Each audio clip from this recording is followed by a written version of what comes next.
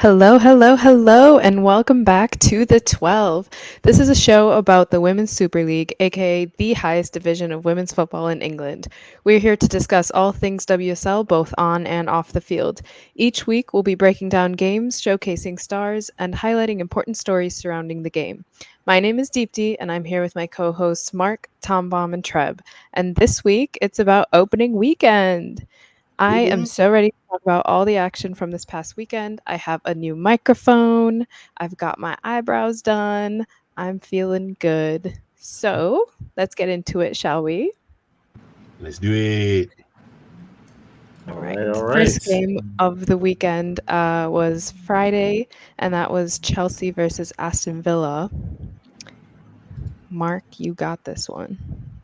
Yeah. And so my team, Chelsea, was in action to kick off the WSL season against Villa, and it ended up actually being a pretty interesting game. The final score was 1-0. Screamer from Kennard in the 36th minute. Um, But overall, I would say it was pretty evenly matched. Both teams actually ended with the same amount of shots.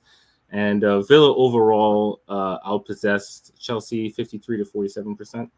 I would say Chelsea started off on the front foot for sure. They could have had 2 or 3 goals to start with. And actually, even before that, let's look at the starting lineups. So I thought it was interesting that Lucy Braun started. Um, Lauren James did not start, which I wasn't sure why at first, but it turns out that she had a slight niggle from preseason, so she's kind of being eased into action. She hasn't been training um, regularly the last few days.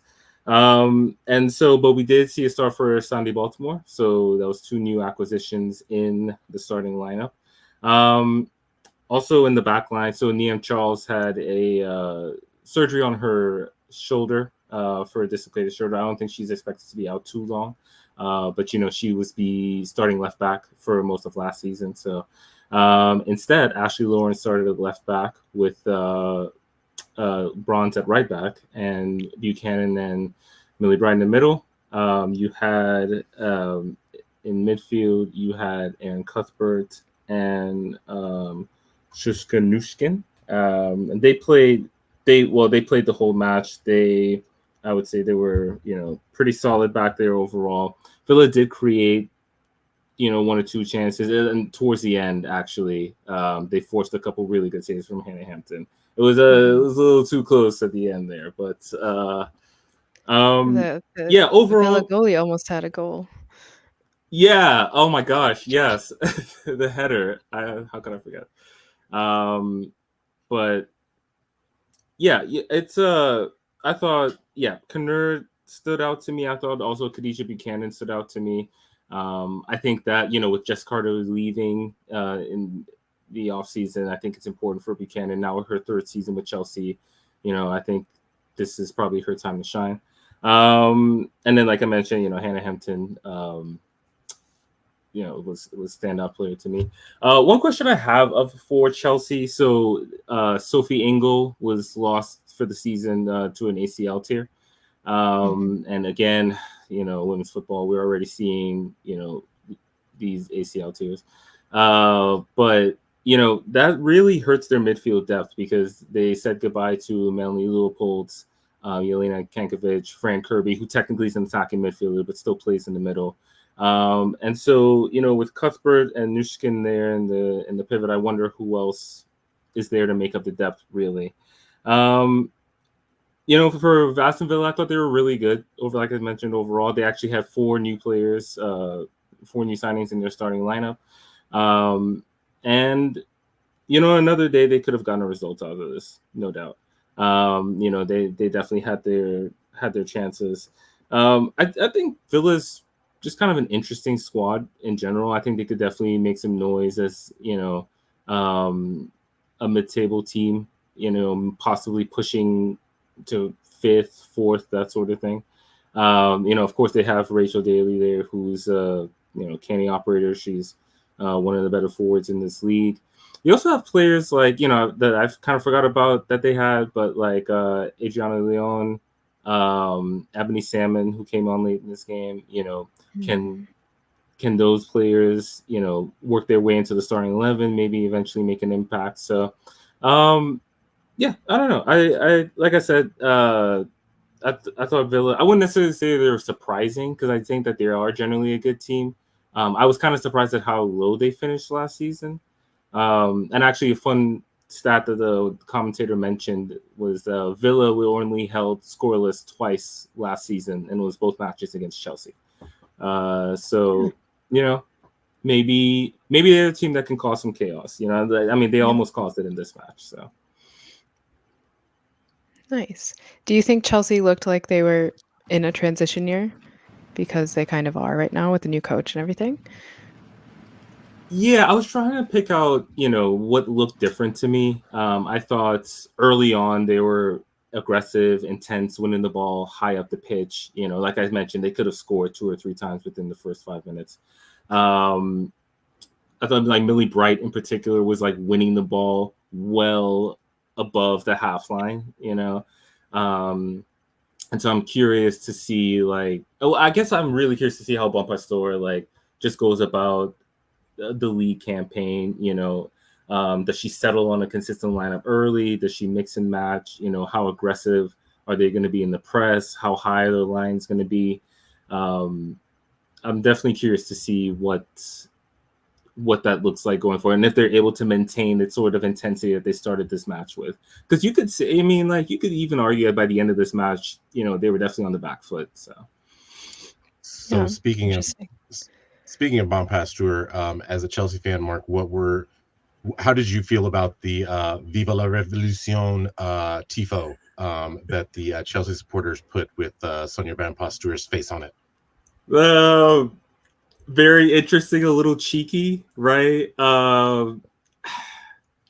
Because even was Cuthbert last season, after the announcement that Hayes was leaving, even she mentioned maybe a new voice would be a good thing, and I think that there was a sort of sense that it was coming time for a new challenge for Emma Hayes, and maybe it's these players to hear a new voice. So, to be honest, I'm kind of okay with it. It's like it's a new time, it's a new dawn at Chelsea. Part of the revolution is the whole restructuring of the club, bringing a new CEO and all that. So I think the next couple of years are definitely going to be very interesting for Chelsea women. Yeah, it seems like Chelsea fans are really embracing it, and I almost think it's because Emma Hayes couldn't get that one final trophy, the Champions League, and Sonia has a lot of she's gotten a lot of them with Lyon. So I feel like that's the end goal of this revolution. Yeah. I kind of like that there's some unfinished business that Bompastor can attain, can kind of strive for. All right. The next match of the weekend was Man United versus West Ham. Man United won 3-0. But before we get into some of the recap, we firstly want to send our condolences to Ella Toon and her family. Her father passed away earlier this month, unfortunately, and she had to play a couple weeks later. And so I can't imagine how difficult it must be to play after a loved one has passed, especially so soon.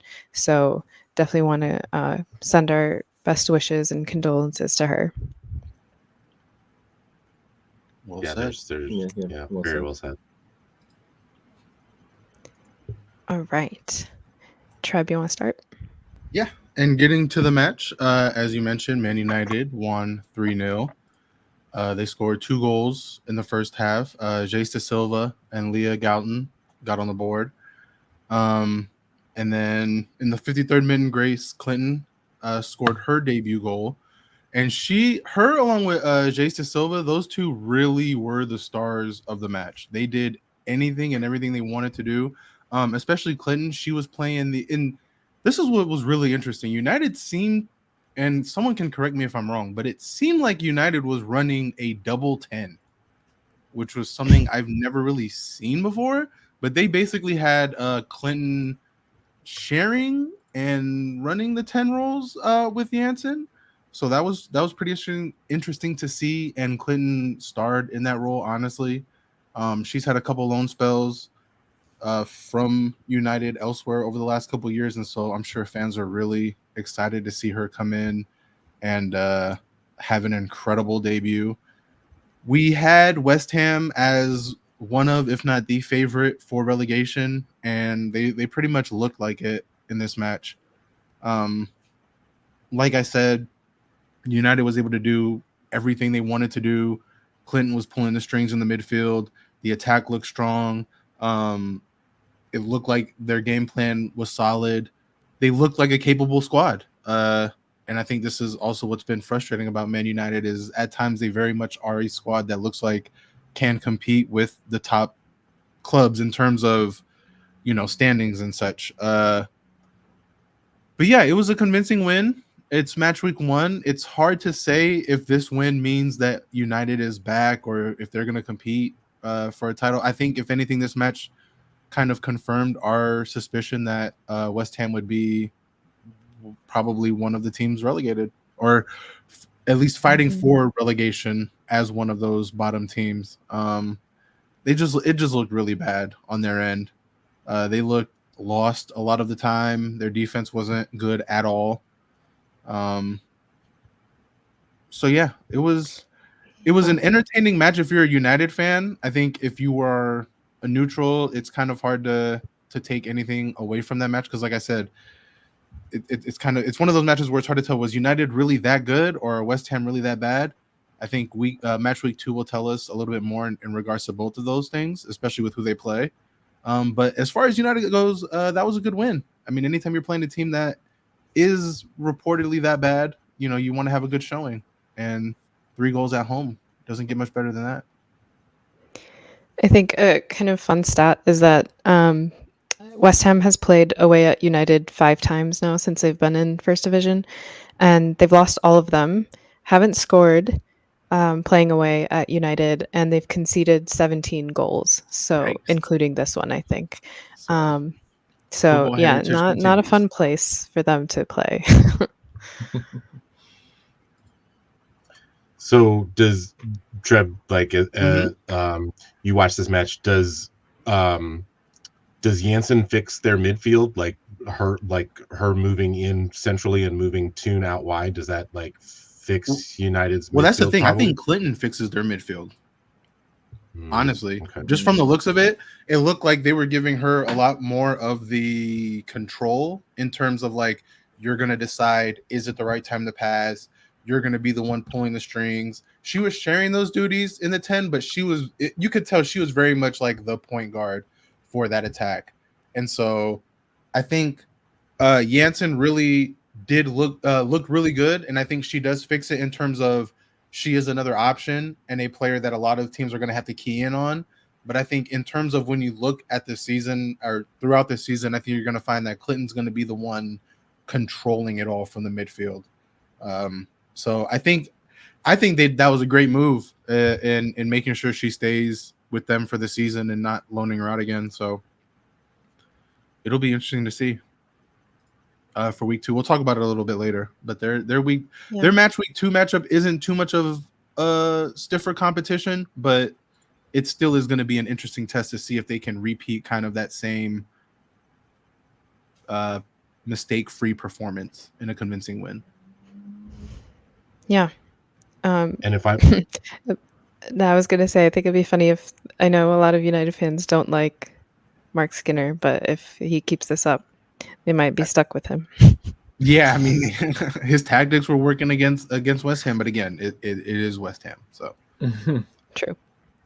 Was there any, if you are a West Ham fan and watch this match, was there anything positive at all that you could take away from this match?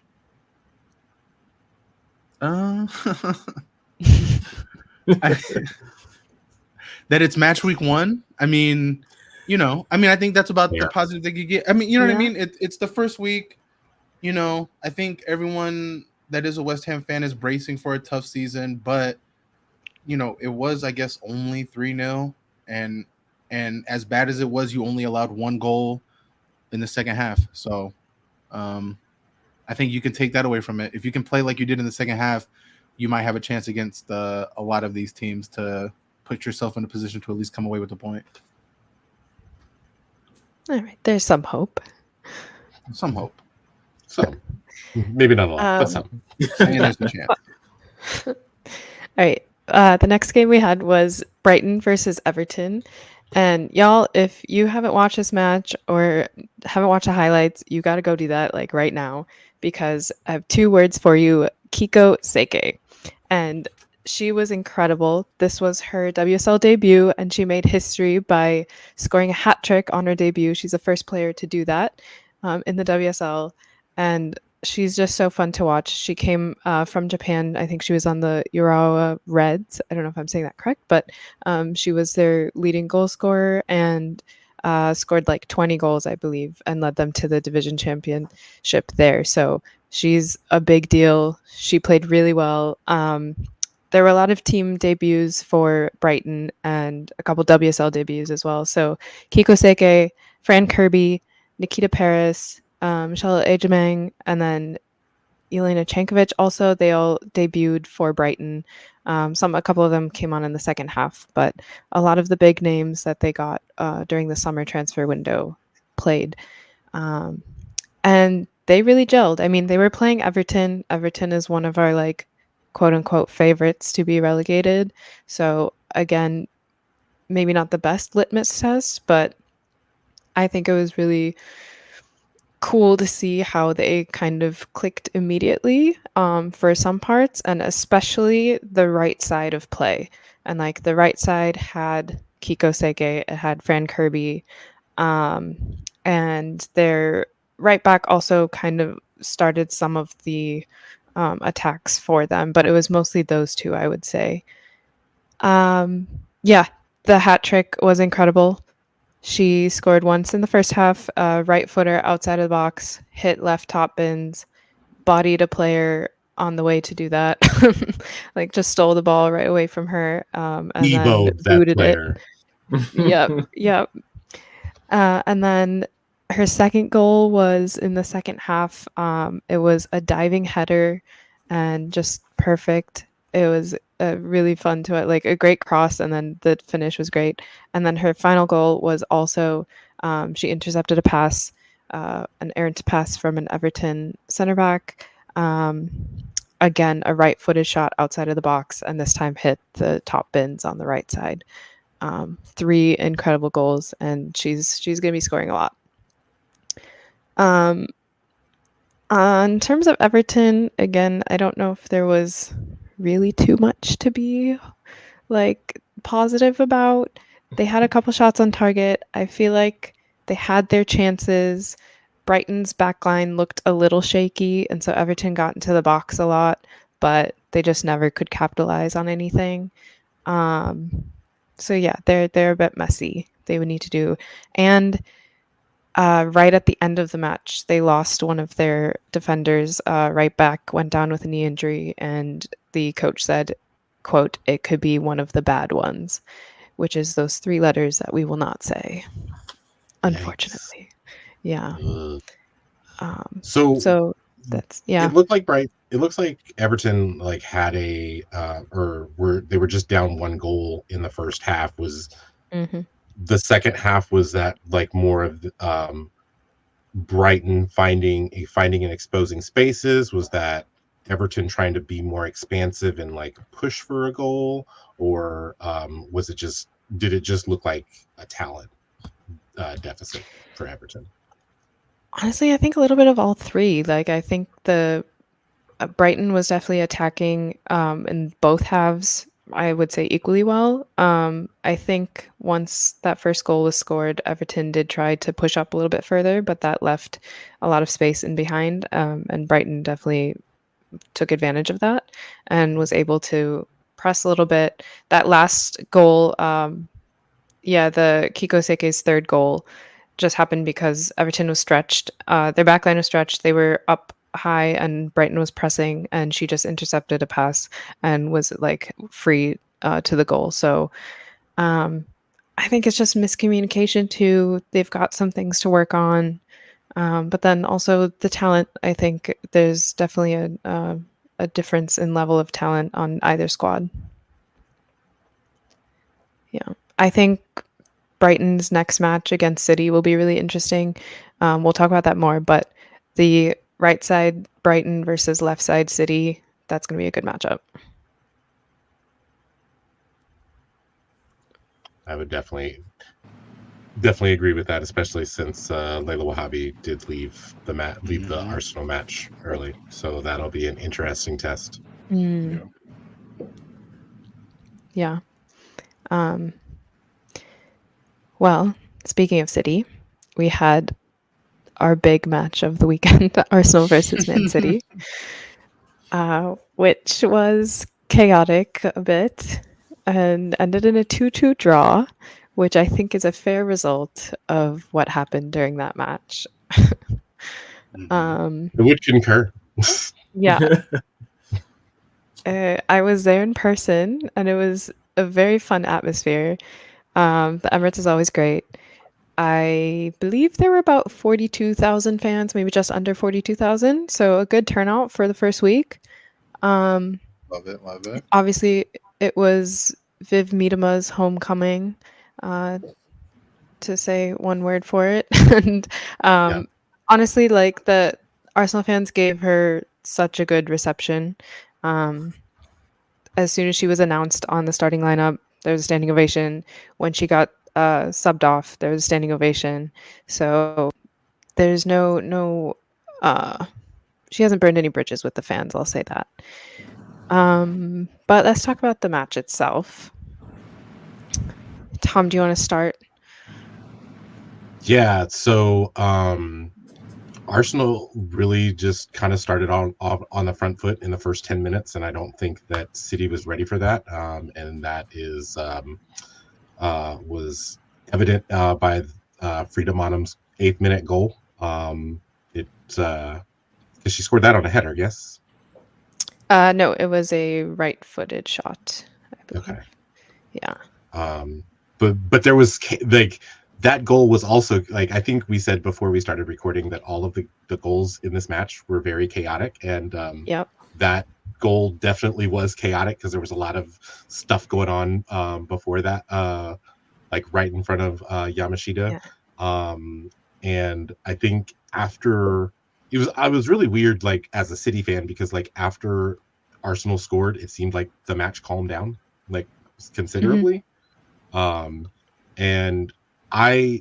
this might be a little bit more of my bias, but I thought for much of the first half after the first goal that City was in control of the match for pretty much all of the first half. Interesting. Yeah, I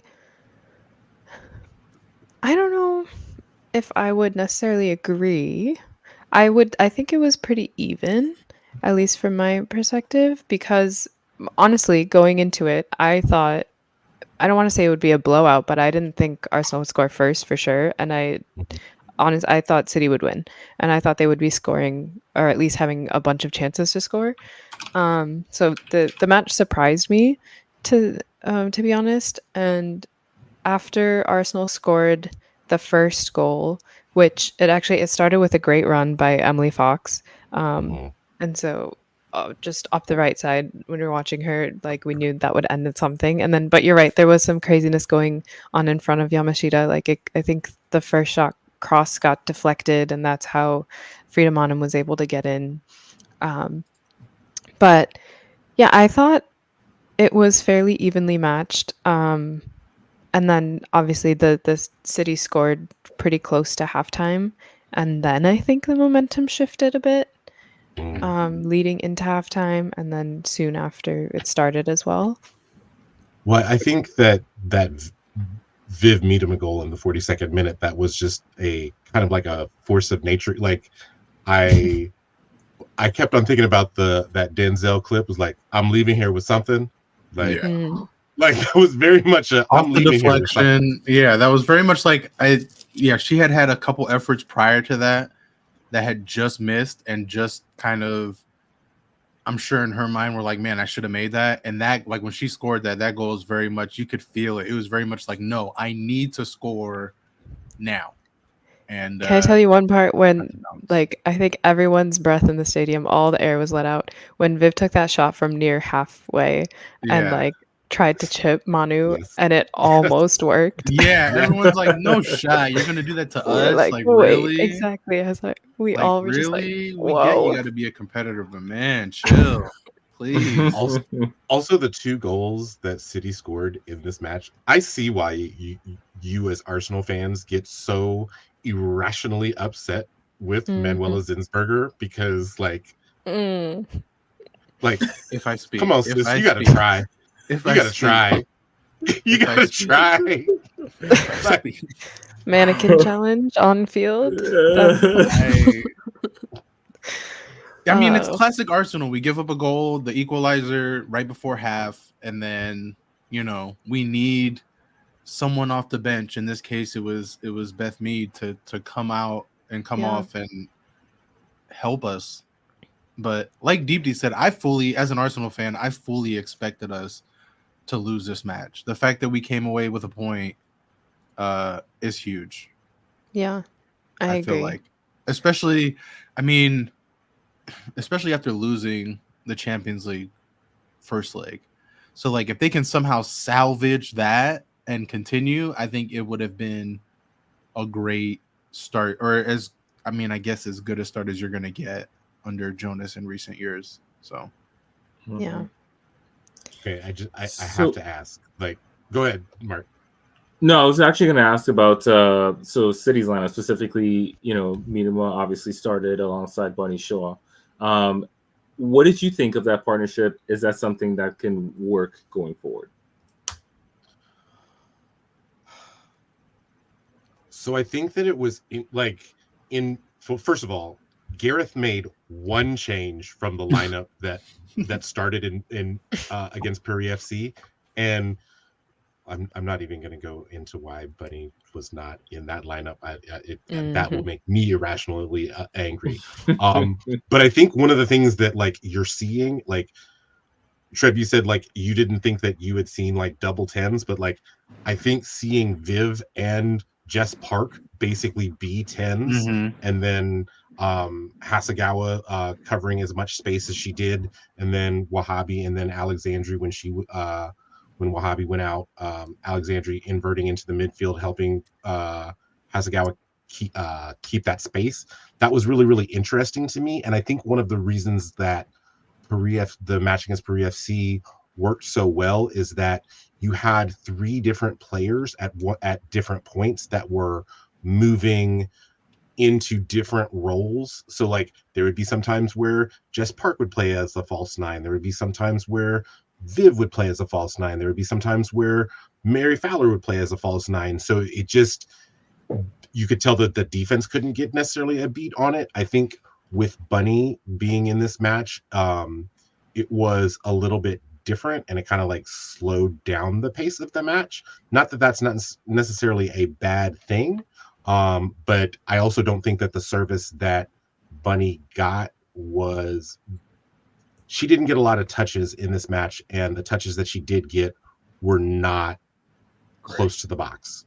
So I think that would it was kind of difficult for her to get going with that. I would be interested to see one, if we're going to see some squad rotation on Thursday, and 2, if we do actually play a true box-to-box midfielder with Viv versus Jess Park, basically another creative midfielder, what you would see, and if Bunny would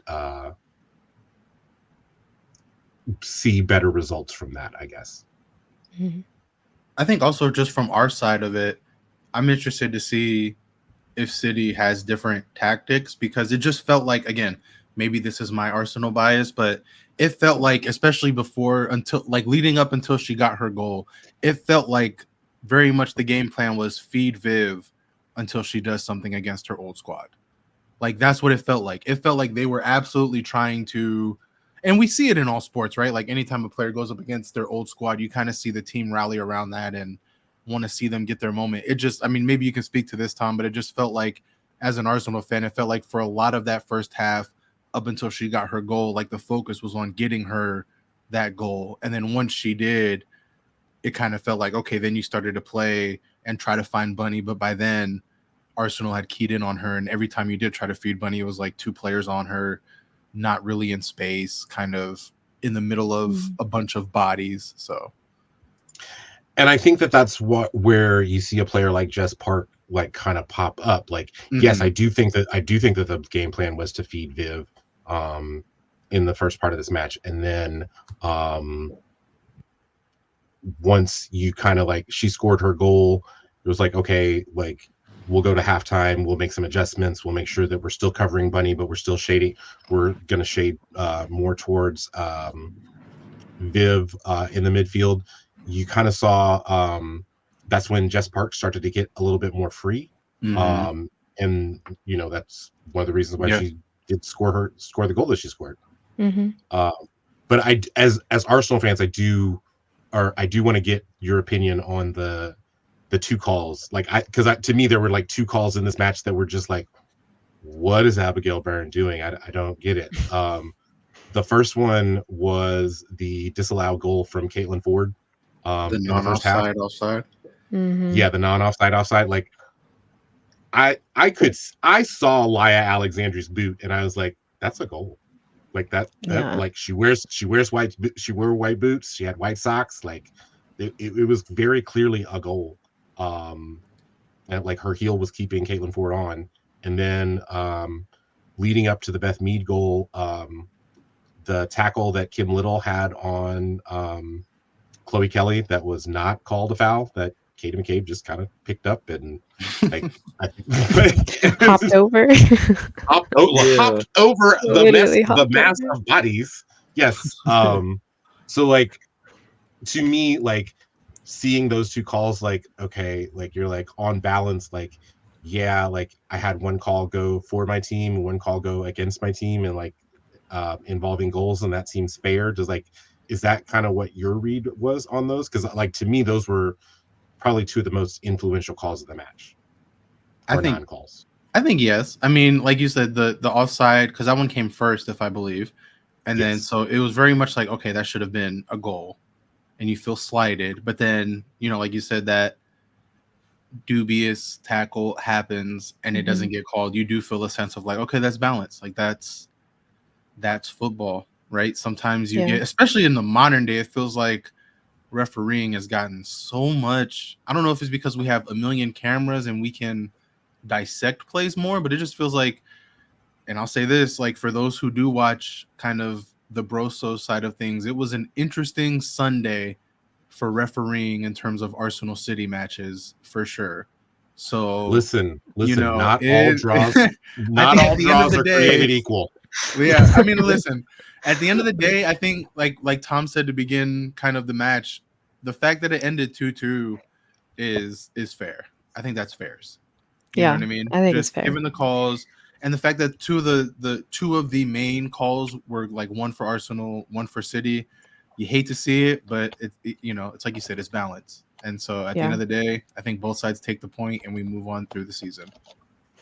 And honestly, there were other chances that Arsenal had. Like, Stina missed 2 big chances. So like there were other ways that we...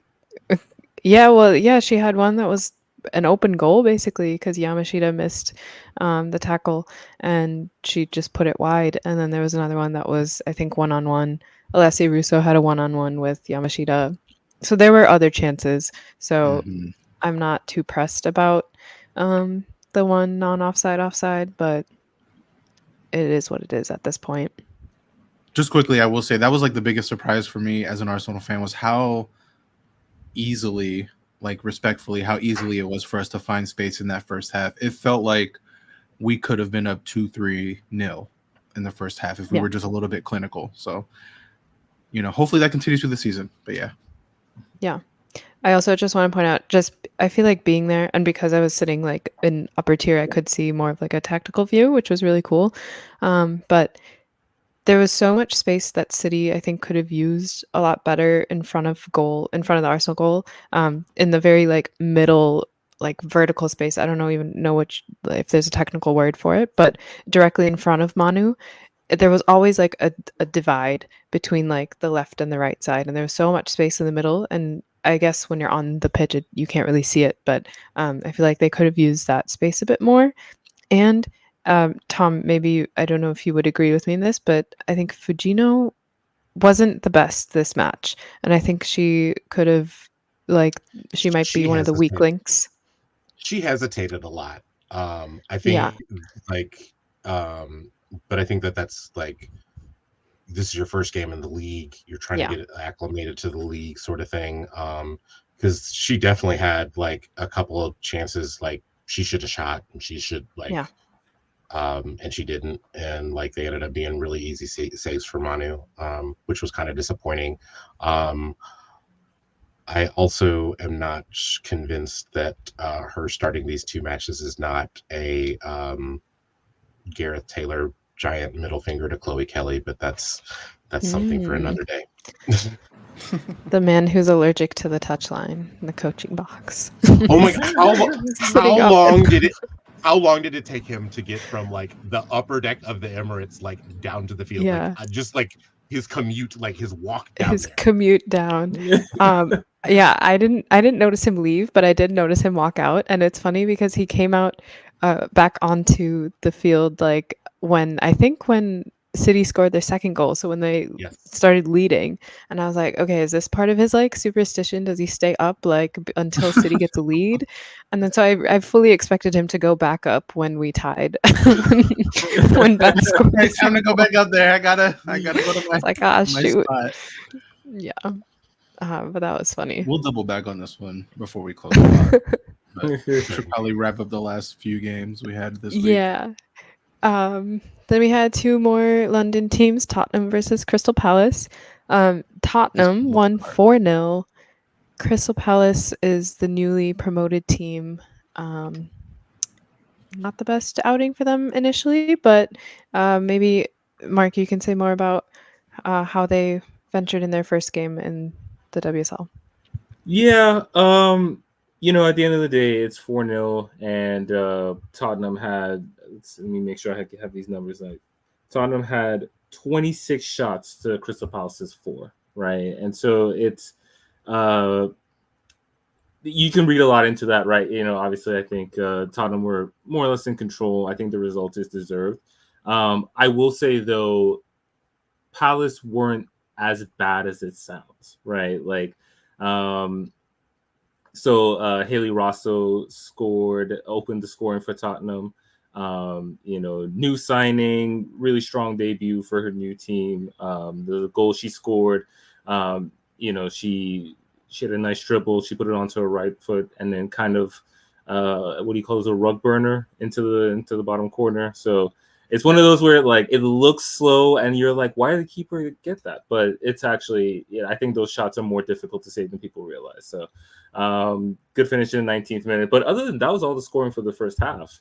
And there were moments where Palace looked dangerous. There were moments where I think they forced Tottenham, into their transition defense. But early second half, their Palace made a mistake in the back line, and Tottenham took advantage. And let's see, it was Jessica Nas who scored that second goal in the 53rd minute. And after that, Palace were kind of always playing catch up. So Drew Spence and Olga Ottinen, excuse me, scored the third and fourth goals. Some really nice goals, actually.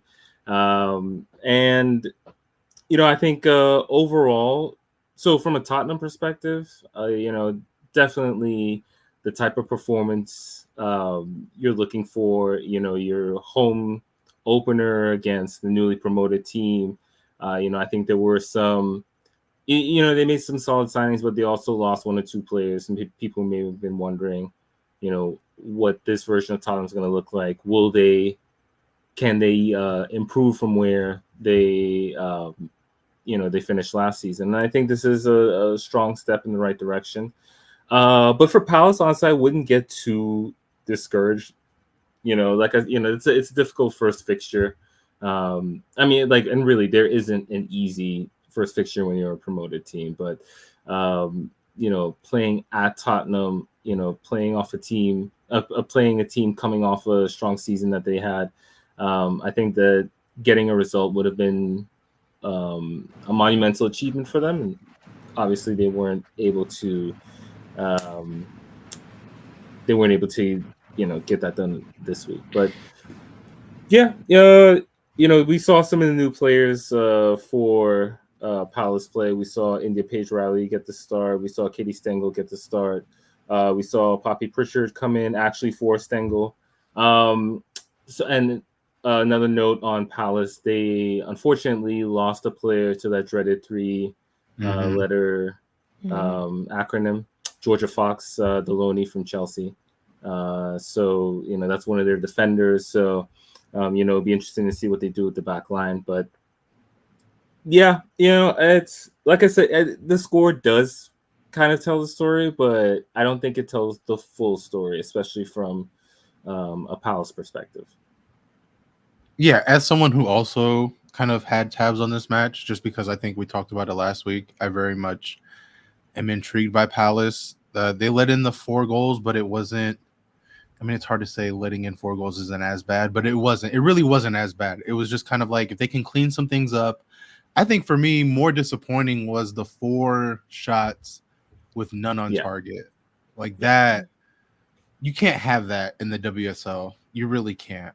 I mean, you have to. I understand your first year up, and it's always going to be hard, but you have to find ways to at least challenge the goalkeeper, even if it's 4 or 5 times a match, because you can win matches like that. But to only have 4 shots and none find their target, it's kind of like, okay, you got to let something fly a little bit more often. The good news is they'll be at home for match week 2. The bad news is they play Chelsea. Yeah, right. So I unfortunately would expect more of the same. But just kind of looking ahead, and we'll obviously get to this in a few weeks, but just looking ahead, I think that Leicester City match is going to be the one that they look to and say, okay, how is our season going to go? I think when you look at that match, I think, like you said, starting off on the road is always tough. And then you have to play Tottenham, a team that everyone feels like is on the rise. And then match week 2, you go up against the perennial champs in Chelsea. So I think it's going to be a rough welcoming to the FAWSL for Crystal Palace. But hey, that's life. And I'm looking forward to what they do this season, because I don't think it'll be this bad. Agreed. Okay, good. Right. And then the last match of the weekend was Liverpool versus Leicester City. That one ended in a 1-1 draw. This was sneaky, probably the most fun matchup of the weekend, like the most evenly matched match of the weekend, I think. The most casual friendly. Yes, most casual friendly, definitely. That as someone who does not have a dog in the fight for either squad, it was definitely interesting for me to see Liverpool open the scoring in first half stoppage time off of a corner that Therese Heubinger sent into Sophie Hogg, converted on a header, 1-0, and as much possession as Liverpool had at that point, you were feeling, if you were a Liverpool fan, you were feeling pretty good about that. And then I think in the second half, like to open, we had Yuka Momiki send a beautiful ball over the top to Judah Rantala, runs in on goal, is able to beat Rachel Law's far post. I was super impressed by Lise Kopp, Leicester's goalkeeper. She had a lot of saves. I think, how many shots did they have on target? They had 6 total shots. Liverpool did, or no, that's wrong. 12 total shots, 6 on target. And she stopped, 5 of those. which, and especially like I think they had one in the last 2 minutes of the match that probably could have sealed the match for Liverpool. Leicester also had a chance to seal it. Rantala put in a lofted ball in the box to a marauding Ruby Mace who seemed a step or two offsides, which made it more frustrating if you were a Leicester fan, because she ended up having so much space that she didn't need to be offside. Mm. And yeah, it ended 1-1. I think my biggest takeaway from this particular match was that the trio in the midfield of Yuka Momiki, Ruby Mace, and Samantha Tierney, I was very impressed with them, especially the way that that Matt Beard packs the middle of the park. Like, he's not going to be like out muscled there tactically, and the fact that those three players held up so well,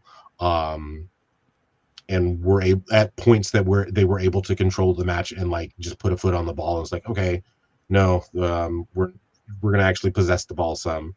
I actually found it interesting that they had less possession in the second half than they did in the first. And it ended up being like 60-40 Liverpool, and they only had like in the second half, Leicester only had 36% of the ball, which I just found very, very interesting. But I would say that they probably played better football in the second half. So you wonder if Leicester's going to be a team, under Mikel that's going to Amadi Mikel that's just going to play a deep low block and just try to hit you on the counter, because it looks like they're able to do so. Thom, I know last week you said that you would consider Matt Beard the best coach in the WSL. Do you stick by that after seeing this first week and seeing the tactics? Is this enough to make you change anything? I don't think I'm going to change anything necessarily. I think that Liverpool did what they wanted to do for the most part in controlling the match, especially like being in control of the ball. I'm not sure that they were necessarily ready for Leicester to play on the break in the way that they did. And I think that I will be interested in the reverse. I'll put it this way. I'll be interested in the reverse fixture when they go to King Power to play this match. Because I want to kind of see what he learned about Leicester. So would you consider that this is 2 points dropped for Liverpool, or was it pretty even, like they should be happy with a point? I think that it's always difficult to draw at home, especially when you score the first goal. That stated, I think that they had several different chances, and I think Lise Kopp just played a great match, and she was able to stop a bunch of their shots. So I think if you asked me that question on Sunday, like right after the match, I would have absolutely said, yeah, like they're probably thinking that they dropped 2 points. They didn't play as well as they had wanted to. I think looking back at it, having a chance to watch the match back again, I think that this was probably a fair result, and Matt Beard would probably say, my team did what we wanted to do, but we were probably just not as clinical as we needed to be to win this match. Yeah, I think I read one interview with him afterwards, and he basically did say that. He said, let me pull it up. We should have been out of sight in the first half. We missed some really clear-cut chances. We could have had the game put to bed. And he did say, I think it's definitely 2 points dropped because we were in complete control initially. So, yeah. But overall, I think it was a really exciting open weekend. We learned a lot about some teams. Like, I'm interested in seeing how a lot of these ones like move forward and seeing how our predictions kind of play out. But we want to talk about some other like storylines around some of these games. And first off, stemming from the Arsenal City game, and Tommy touched on this earlier, the offside call that would have been fixed if VAR was in this league. So I think that we should have VAR at this point. I know there's like it's a love-hate relationship with VAR. I think it needs to be there, and that's an investment that the league needs to make like immediately. But what are yours thoughts, all of you? I think my first thought is that yes, I agree with that, and I would be concerned in that, are the stadiums in which these matches are played, are they equipped to be able to handle a video assistant referee? Like, because I'm not sure necessarily if like, I don't know if League One or Champions or the Championship has VAR in their league, just because I'm not sure that they have enough cameras or enough sidelines for that. And I think that that's probably the biggest impediment to putting, getting that into the league, is just that I'm not sure that the stadiums are equipped for it. Yeah, that's a fair point. Because to be honest, I'm kind of surprised that it's not in the league. Like when we were talking about this earlier, I was like, oh, why didn't VAR fix this? Well, it's because it's not in place.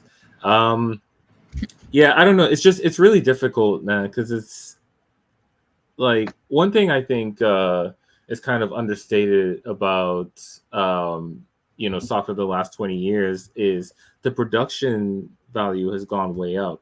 And so now it's like you can't really avoid the bad call. You can't not see it. You know what I mean? Like, and so it's really frustrating when it's like, particularly when you're watching on TV, but even, like it's with social media and so forth, within a few minutes whether or not that was correct call. So it just, yeah, it affects I would say, to a degree, it affects the legitimacy of the league. Like I know VAR is controversial in its application and maybe its overall effect on games, like how much stoppage time ends up being added and so forth. But like you said, Deepti, like that was a very fixable mistake that was made. So when you just have to kind of like sit with that, it's frustrating. Yeah. Old school football. Yeah. I mean, one question that I do ahead. have. Sorry, Treb. I was gonna say, in this, when they play games in stadiums that are equipped with VAR, so for example, when they play in like the Premier League ones, Championship, I just looked it up, does not use VAR. So I guess maybe some of those stadiums are equipped, but not all of them are. But all the Premier League ones are, obviously. So when the WSL plays in those stadiums, should they use it for those matches? Like, I know there's a question of if it's not used everywhere, it's not fair. So like you can't use it anywhere. But do you think it would make a difference if like in the cases where it can be used, it should be used? I think if they want to spend a season testing it out and do it that way, but I definitely think consistently you have to have it everywhere. Like I think you can't pick and choose, especially because, like, let's be honest, we know that if that were the case, VAR is only going to be used when Arsenal play and when Chelsea play, because those are the two teams that fairly consistently use, like Arsenal uses the Emirates and Chelsea uses Stamford Bridge. And especially going into this season where Arsenal have a deal where they're playing just about 80% of their home matches at the Emirates. So I think if that, and here's my bias showing, given the relationship with VAR and Arsenal on the men's side, I'm not sure if I want to be the only team in the WSL having VAR decide our matches. I very much do not want that reality. So we either get it in all of them or none at all. Tom brings up a good point with the stadiums, because I was going to say the NWSL has VAR. But I mean, again, when you look at their structure and their stadiums, teams either have their own soccer specific stadium or they use their MLS counterpart stadium, which obviously is a professional stadium equipped for VAR. So, but I do think, I don't know if it delegitimizes the league, but it definitely makes matches like City Arsenal a little bit harder to swallow in an era where so many of these championships and league titles are coming down to 2, 3, 4 points. You know, Yeah. these matter. These decisions matter. Yeah. Do we So think it should as- be a priority for like the new ownership to the WPLL and I guess whoever the teams themselves are getting stadiums from, whether it's League One or Championship men's teams? Should that be a priority for them moving forward to try to implement this? Or I guess I haven't done enough research into it, why it's not already there. If it's just like a too much of a initial investment. But I would think like the men's teams would also want it, and like having it in all the stadiums would be good overall. I think so. I think it's one of the top 2 priorities they have to have. Yeah. I mean, just with the Super League, I think their first priority is making sure all clubs understand that they need to value their team and provide the proper facilities, resources, etc. But I think right behind that, it has to be getting it on par, not even just with the men's side, because that's not what we're comparing it to, but even, again, just about every other women's league across the world has it. I believe Liga has it, right, in Spain. And they do not. Or do they not? So no. Is it just NWSL that has it? Yes. I think so, yeah. So it might be a Europe thing. Yeah, there's no current and that's what makes one of the things about the Champions League so interesting, because they don't have it. No, they do. They institute it in the quarterfinals. Yeah, Oh, that's right. Yeah, that's right. Yeah, that's right. Okay. Yeah, this might just be a whole. Yeah, we are gonna have to look into why, because this might just be a whole Europe thing. But that is intriguing that the biggest tournament on Europe only uses VAR, kind of like quote unquote when it matters. I think that also speaks to how important it is, right? They use it in the quarterfinals onward, like it's obviously an important piece of technology. And those, at least from the English side, those matches were played at like the men's stadium. So right, yeah. I wonder if that's a factor. I mean, it could be that. It could be that they just don't have the infrastructure for it. In which case, understandable. But I do think in the next 5 years, that has to be something you work towards as a league. I feel like definitely. Well, and how much of that, like, and I think that it then depends on like how much of that is like, oh, we're gonna find a way to play in a stadium that allows us to do that, so we have enough camera angles for that, or we're gonna make sure that, like, okay, maybe we're not gonna go play at a new stadium, but we're going to make sure that we have all of the possible camera angles in the stadium that we're currently playing in, so that there's no confusion on this at all. It's just a really interesting mix and balance of what kind of resources each, and I think it kind of shows like who are the haves and the haves nots. Like, I feel like even though like City plays at the Joy Stadium, which is like part of their campus and is a smaller stadium, because it does belong to them, like, and they don't have, like, they're only sharing it with like the City Men's Academy. If they wanted to, they could probably outfit it so that they could have VAR there.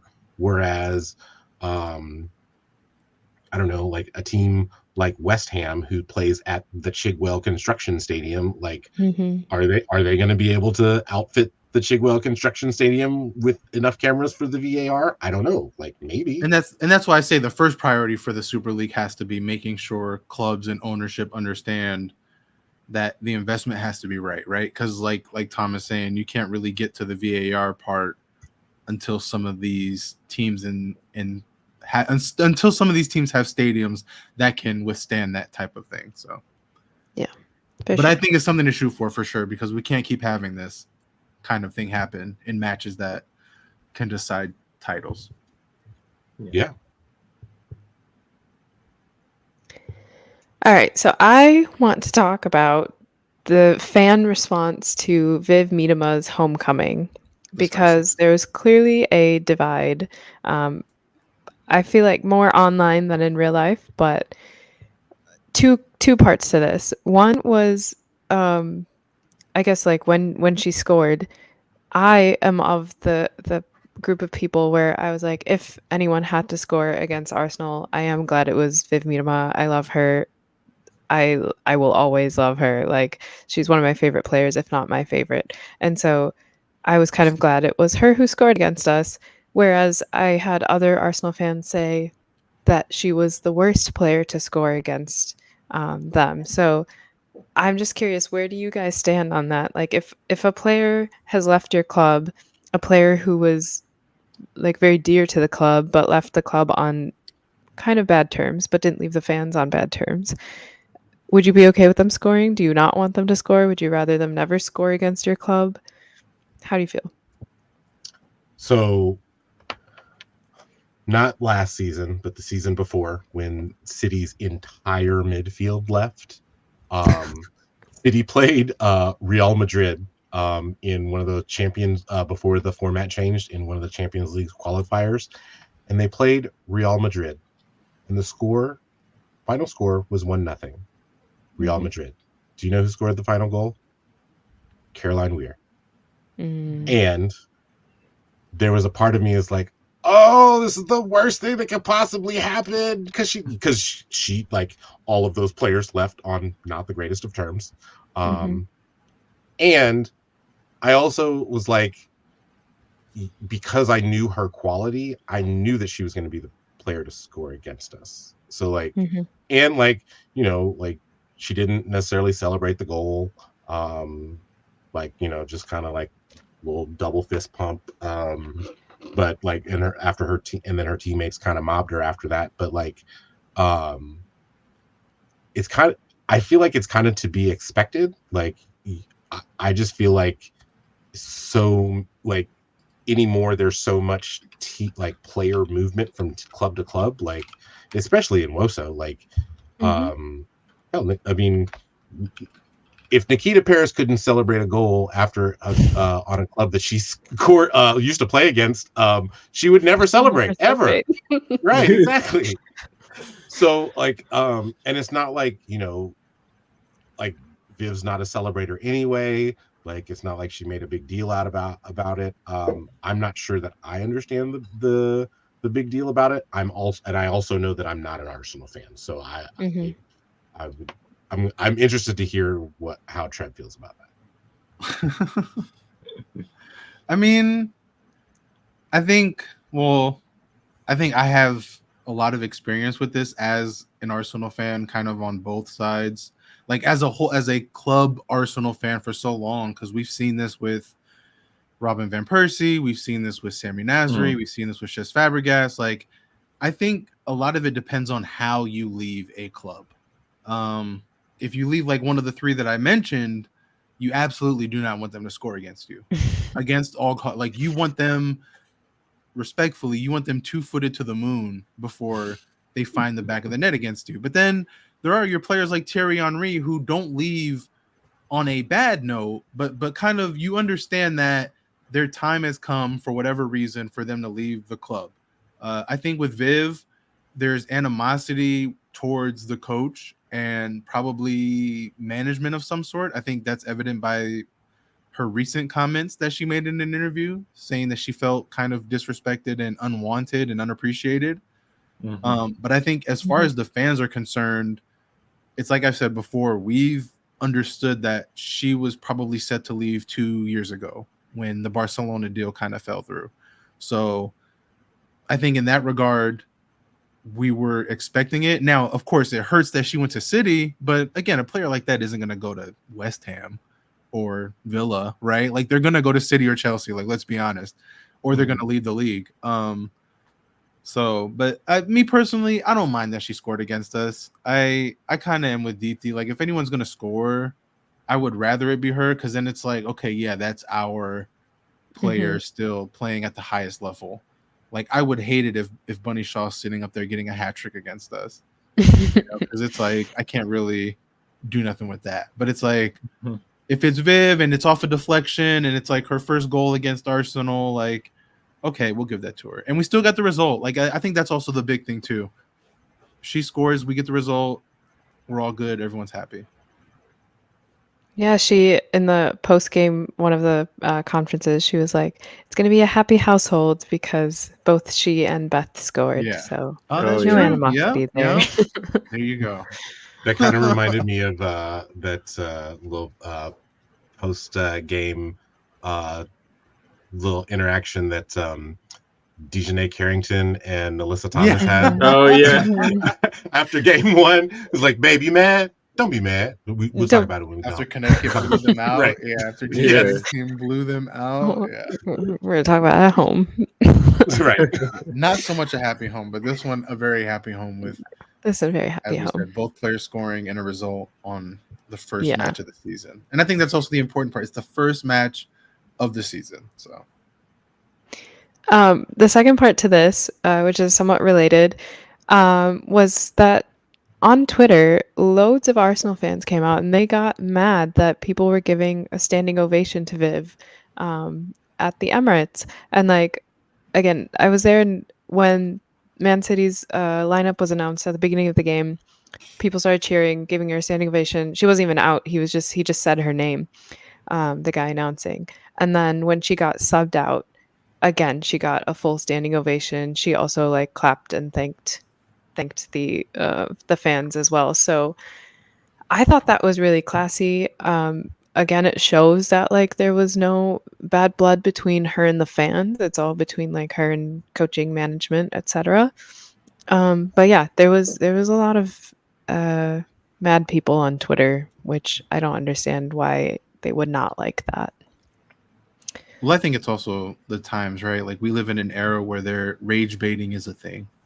I think that's why it's so True. important. People have to separate real life from Twitter, because, as you said, in real life, she got an ovation for a reason. And I think if you ask most fans in real life, they'll tell you they also have animosity towards Jonas and Right. some of the decisions management has made, right? So, like, let's not pretend like, you know what I mean? So, I think, people on Twitter are always going to be people on Twitter. I wouldn't take that as gospel of how actual fans spending their money for the club feel. Yeah. A lot of them are just talking shit to talk shit. I've noticed that particular dynamic in other sports even. So I'm a baseball fan, follow the Nationals, and they won a World Series recently, and then traded a number of players, including like their best player, right, who's like responsible. He was a big part of the reason why they won that World Series.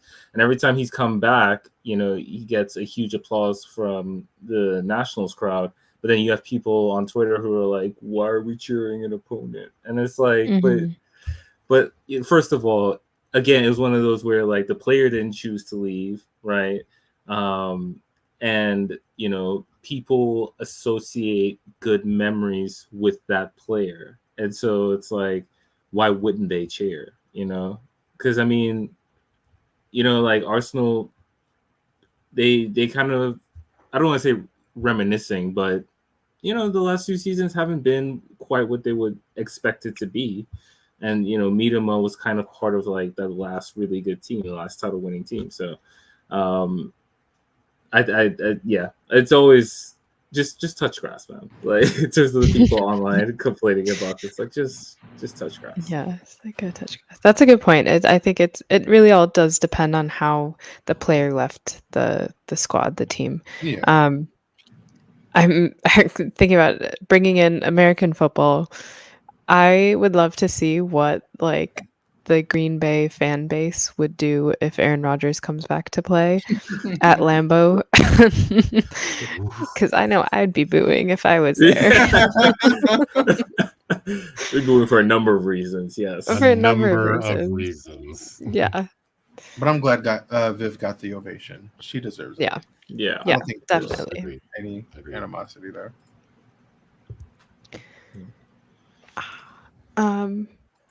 There was news that Barclays, the bank, got a new investment deal and signed a new sponsorship agreement with the WSL. I know, Mark, you know a lot more about this. Yeah, it's a 3-year title sponsorship agreement. It's 30 million pounds in hard cash for the WS. Well, it's for both the WSL and the championship.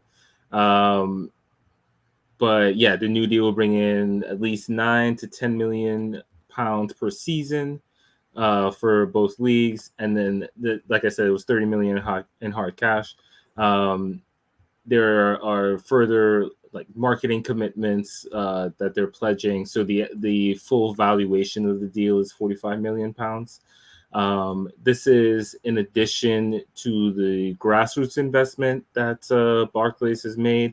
They created an organization called the Barclays Girls Football School Partnership Program, and that's I believe they initially did that investment. Yeah, so it was a $30 million investment that they announced at the start of the 2022-2023 season. So that's been extended till 2028. And, I think this is just a reflection of, the value of women's soccer. It's obviously growing exponentially. I'm quoting here Tom Gary's of The Guardian, his article on this news. And yeah, so just paraphrasing a paragraph here. Barclays has been the women's top league's title sponsor since 2019, and Monday's 3-year extension is worth around 4 times the annual amount of that first deal, and around twice the annual figures that were agreed in the most recent extension in 2022. So, I think that in itself says, the value is growing exponentially. And I think also for Nikki Doucette, it's a much needed win. Obviously she talked a lot about, the direction that she sees this league going in and that she wants to take it. But I think that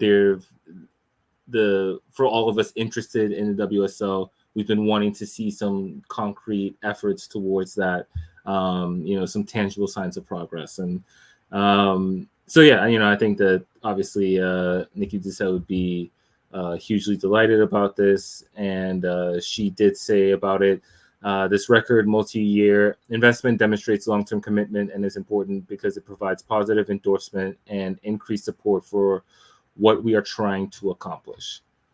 So, yeah, it would be curious to see how that money shows up, what kind of improvements are made, whether it's facilities, whether it's broadcasting. Obviously we talked about VAR. A big part of that is having all the camera angles, so that was something that we saw in NWSL recently. Like this season, at the beginning of this season, they announced record investment with media partners. And I think we have seen the difference in terms of the quality of the broadcasts and so forth. So, hopefully this means that WSL is moving in that direction, or whatever progress looks like. Hopefully we see more of that sooner than later. Yeah, I think that Nikki Doucette would be smart if she kind of mandated that like all of this money needed to be used to make sure that wherever you play, that you can implement VAR in your stadium. Like I like just kind of to marry those two storylines that we talked about. Like I think it would, because we just discussed like there's not a women's league in Europe that is currently using VAR, and it would kind of separate you from the other leagues in Europe, and make you more of a destination. I know that a league sort of thing, and maybe perhaps create the type of parity that NWSL has, or basically not just make it a 3-team league essentially. So I would hope that that would be something that she would maybe not have on the books for 2025, but 2026. Yeah. Maybe. Yeah. Hard Hopefully agree. sooner than later. With all of that. And then speaking of media deals, Mark, where can people in the US watch some of these games? So there is the Barclays WSL YouTube channel where most of the games would be streaming. But Friday afternoon here in the US, when I was looking for the Chelsea Aston Villa game on YouTube, I could not find it. And it's because it was on ESPN Plus. And that's because that morning, there was a 1-year deal announced from ESPN to broadcast certain matches in the US, South America, and the Caribbean. Now, as far as I can tell, they're going to use their ESPN Plus streaming platform for these matches. And it looks like I said, it looks like it's only 1 or 2 a week. So I guess it's the matches that are broadcast by BBC or Sky. I think those are the matches that they'd be carrying for US audiences. I mean, it's cool. Like I don't mind using ESPN Plus. You know, it's easy to access. There's a lot of soccer on there, but just like the timing of the announcement, and I just feel like this is one of those consistent themes in sports and women's sports, where it's like these media deals, these broadcast deals, or even if you want to take it to a higher level, something like where the next World Cup is going to be. You know, like the next World Cup, which is going to be in Brazil, wasn't announced until, I mean, it was less than it was this year, right? Was it earlier this year that they announced that? Mm-hmm. So it is official? Okay. Yeah. Yeah, right. Yeah, we're still not sure. Yeah, it's exactly. But yeah, it was announced earlier this year. Yeah.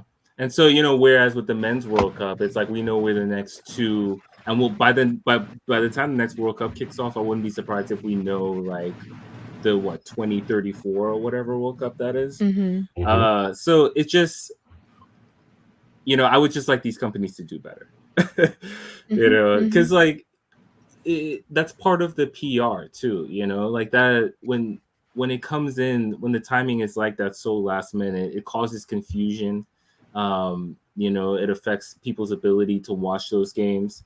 You know, then it's like, oh, I don't have that streaming server. I need to get this. Where do I get, you know, and so forth. Like if they were able to work that out even a few days before, you know, that probably would have affected the amount of people that tuned in. So that was a fun little adventure for me personally. But no, like I am glad that WSL is picking up media partners, you know, domestically and abroad. Right. Rest in peace to the FA player. It's going to be. Yeah, rest in peace to the FA player. As bad as it was, it did have the games. But you said, I think so far the games that will be broadcast on Sky Sports and the BBC here in the UK, those are the ones that ESPN Plus is going to pick up, right? Mm-hmm. I believe that's what it is. So when I look on my the app that I use for soccer, FOTMob, it shows that Crystal Palace Chelsea on Friday is going to be on ESPN Plus. Doesn't show up for any of the other games this weekend yet, but I guess we'll find out. Yeah. But yeah, we've got a fun lineup this weekend. Like you said, Friday we have Crystal Palace against Chelsea at Crystal Palace. And that's the only match on Friday. No matches on Saturday, and then we have 5 on Sunday. Starting with Brighton at Man City, and then Man United at Everton, Liverpool at West Ham, Arsenal at Leicester City, and Tottenham at Aston Villa. Yeah, which games are you looking forward to?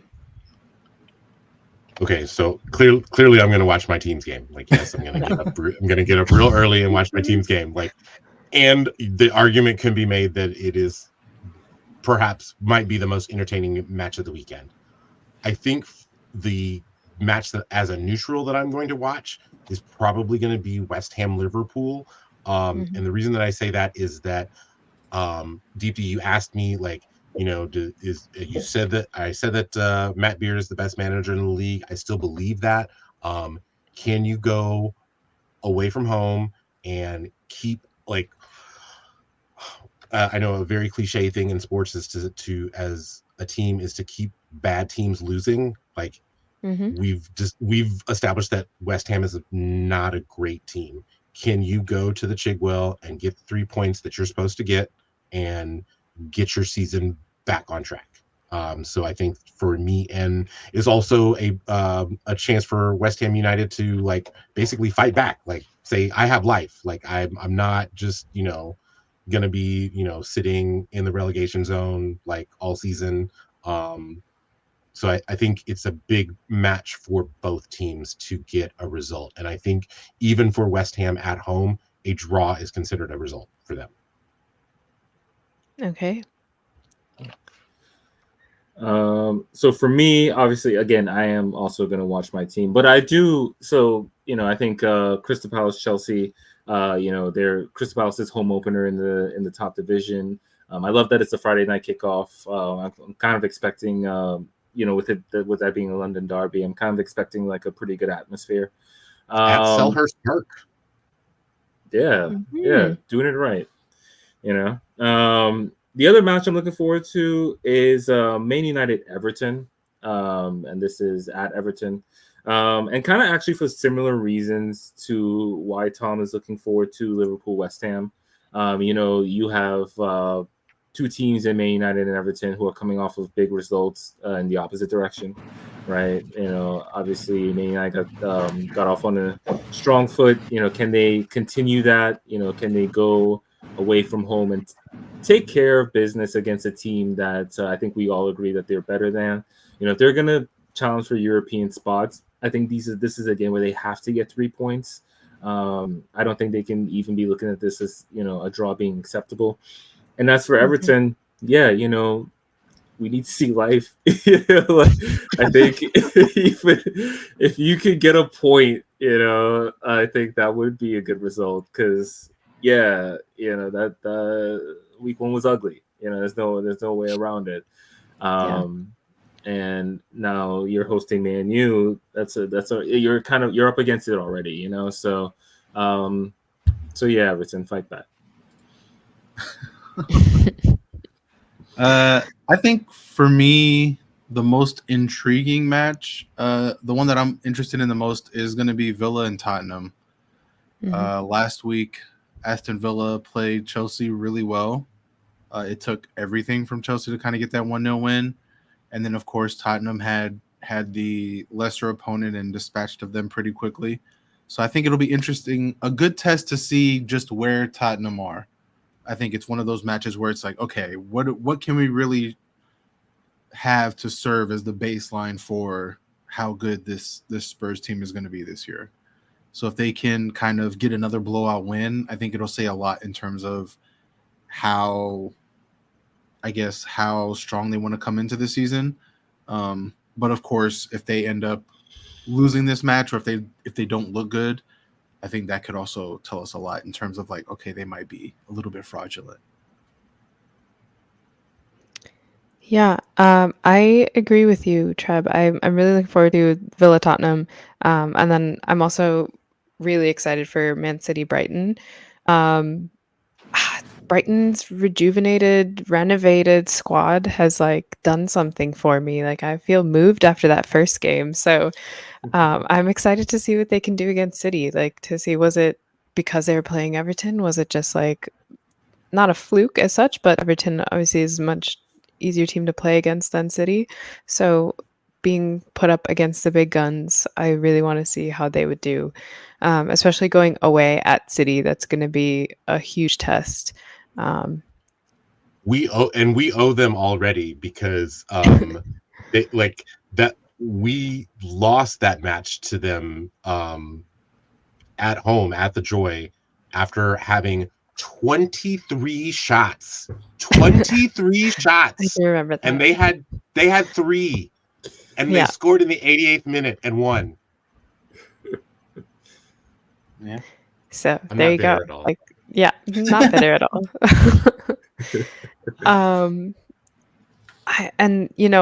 I think Brighton's gonna get more than 3 shots on you guys this time.